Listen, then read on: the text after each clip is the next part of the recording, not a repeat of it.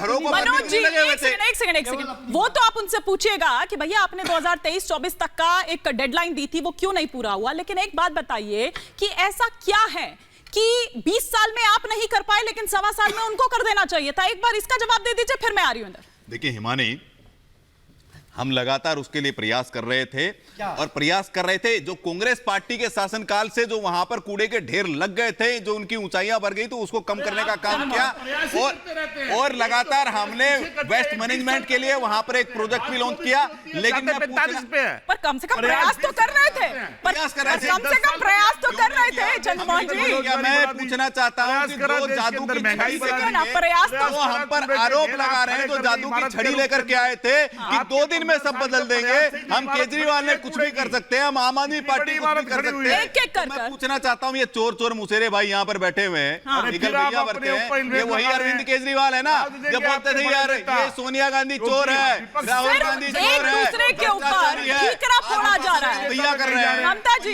ये अरविंद केजरीवाल वही व्यक्ति जो सब पर आरोप लगाते थे कि लालू भी चोर है, फलाना चोर है, ढिमका चोर है, और सबके साथ कल भैया कर रहे हैं। चोर चोर मुसेरे भाई जितने जिम्मेदार वो हैं, एक सेकंड मनोज जी, जितने जिम्मेदार बीजेपी है उतनी जिम्मेदार कांग्रेस भी तो है ना सर।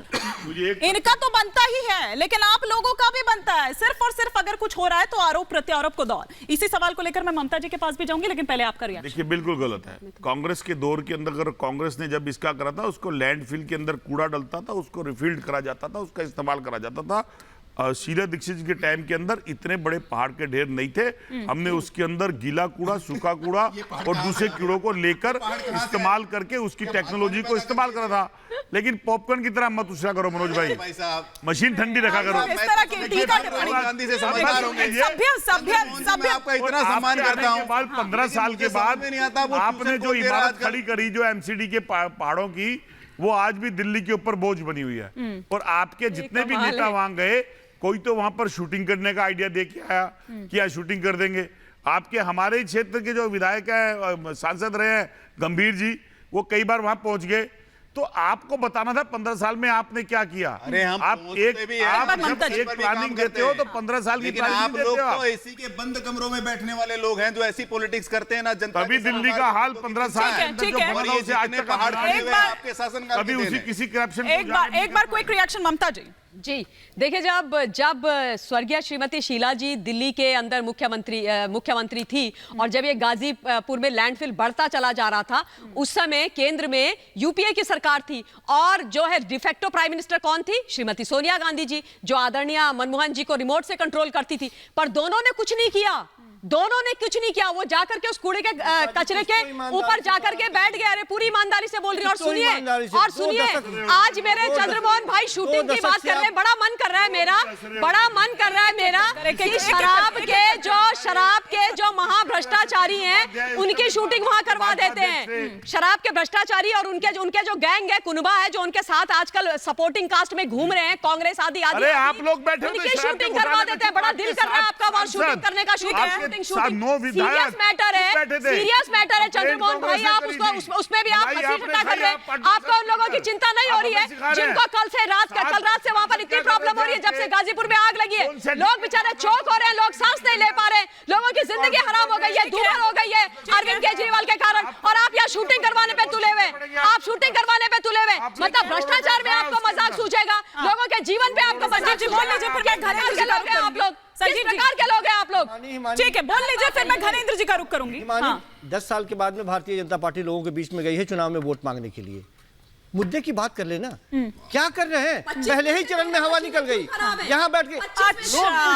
मतलब इधर आप नहीं कुछ कर पाए तो अब आपने गोल पोस्ट चेंज कर लिया।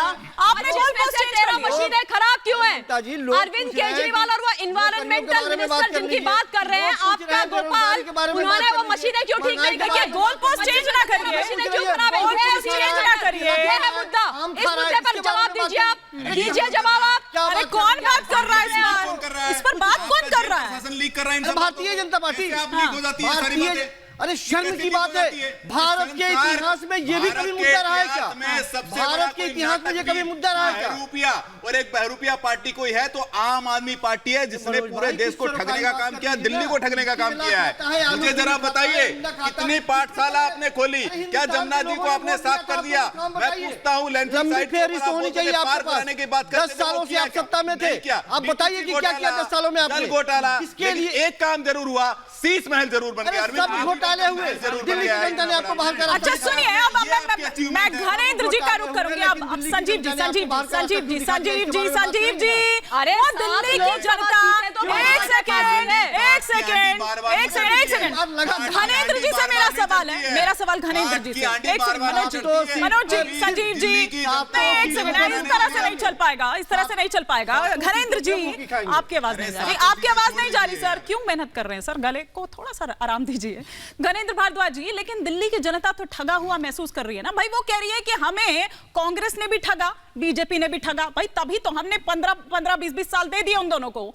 आप लोग तो आए थे बड़ी बड़ी बातें करके, बड़े बड़े दावे करके, वादे करके। भाई जब आपने एमसीडी का चुनाव जीता तो मुख्यमंत्री सबसे पहले उस लैंडफिल साइट पर गए थे, आपकी मेयर उस लैंडफिल साइट पर गई थी, बड़े बड़े दावे किए गए थे, लेकिन ऐसा लग रहा है वो दावे, वो वादे उसी कूड़े के ढेर के नीचे कहीं दब गए।